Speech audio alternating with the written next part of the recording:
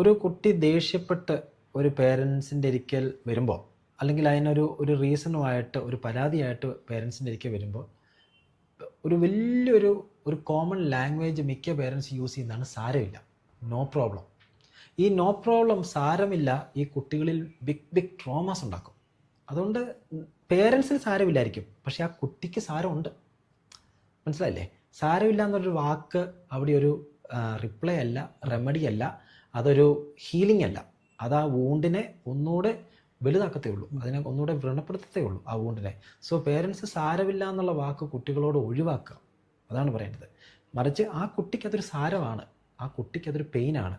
B എംപത്തറ്റിക്കൽ, ആ കുട്ടിയുടെ ഷൂസിലൊന്ന് നിന്നേ, എന്നിട്ടൊന്ന് മനസ്സിലാക്കിക്കുക. മലയാളത്തിലൊരു ചൊല്ലുണ്ട്, ഉറുമ്പിന് അരിഭാരം ആനയ്ക്ക് തടിഭാരം.